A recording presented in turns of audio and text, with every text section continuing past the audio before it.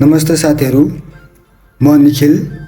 यदि तपाईँ इन्डियामा बस्नुहुन्छ र तपाईसँग गाडी बाइक कुनै पनि साधन छ भने यो मोबाइल एप तपाईसँग हुनै पर्छ र तपाईको सबै काम मोबाइलबाटै आसान र सजिलो हुनेछ। सबैभन्दा पहिला म तपाईलाई गुगल प्ले स्टोरमा गएर एप देखाउँछु।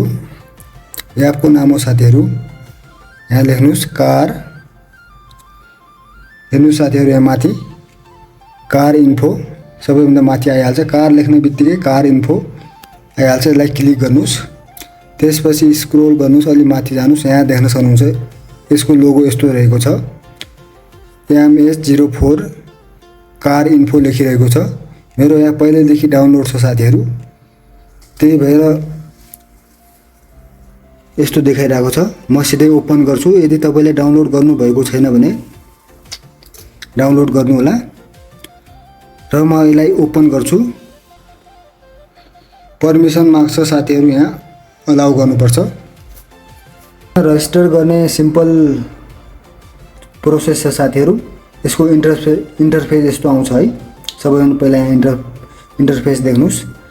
रजिस्टर चाहिँ मोबाइल नम्बर फिल गर्नुस्, ओटिपी फिल गर्नुस् र पर्मिसन दिनुस्।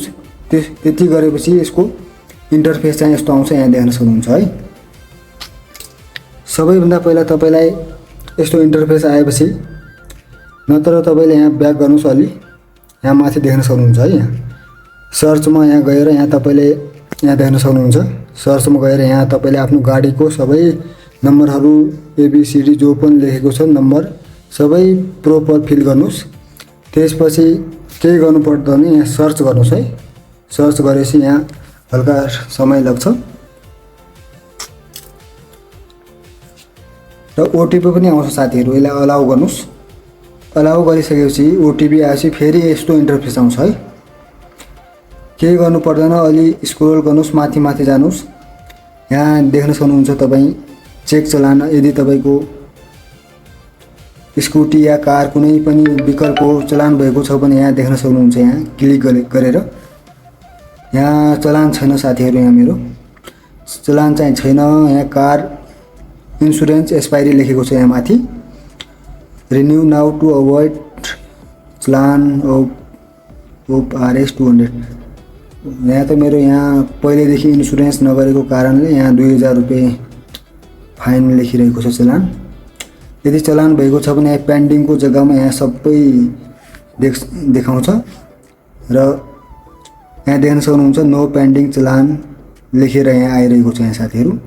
त्यसपछि ब्याक गर्नुस्, अलि माथि माथि गर्नुस्। यहाँ देख्न सक्नुहुन्छ ओनर डिटेल सबै देखाउँछ। यहाँ सबैभन्दा माथि यहाँ देख्न सक्नुहुन्छ है। यहाँ यसलाई क्लिक गर्नुस्। कसको नाममा छ त्यो देखाउँछ। रजिस्ट्रेसन कतिखेर भएको, 2011 मा 20 सेप्टेम्बरको भएको रहेछ यो देखाउँछ। अलि तलतिरको एरोमा क्लिक गर्दाखेरि भेहिकल डिटेल देखाउँछ। एक्टिभा रहेछ, एक्टिभा हो साथीहरू। र फ्युलको बारेमा जानकारी दिन्छ हैन। त्यसपछि यहाँ इम्पोर्टेन्ट डिटेल लेखेको छ साथीहरू। तलतिर इम्पोर्टेन्ट डिटेल्स लेखेको छ यहाँ। यसमा क्लिक गर्नुस् र यो गाडीको एज बताउँछ यसमा है। कहिले कति वर्ष भयो, 14 साल 7 महिना भएको रहेछ। आज यो साथीहरू 19 सितम्बर 2026 तक 2011 मा निकालेको स्कुटी रहेछ। त्यसपछि अलि तलतिर ओदर इन्फो लेखेको छ साथीहरू यहाँ है। यहाँ देख्न सक्नुहुन्छ सबैभन्दा लास्टमा। यसलाई क्लिक गर्नुस्। फेरि यहाँ तपाईको गाडीको नम्बर RC एक्टिभ छ कि छैन त्यो देखाउँछ। र मेन काम चाहिँ साथीहरू, हामी इमर्जेन्सीमा कहीँ पनि गाडी पार्किङ गर्दाखेरि कतिखेर पुलिसले चलान काटिदिन्छ, के थाहा हुँदैन। त्यही भएर बीचबीचमा आफूले नम्बर यसमा फिल गरेर चेक आफै पनि गर्न मोबाइलबाट सकिन्छ साथीहरू हैन। साथीहरू, यो एप प्रयोग गरेर तपाईँ कोर्ट केस जस्ता र लेट चलान पे गरेको पेनल्टीबाट पनि बच्न सक्नुहुन्छ। र यो जानकारी के कस्तो लाग्यो लाइक, कमेन्ट र शेयर गर्न नबिर्सिनु होला। हस्त, धन्यवाद।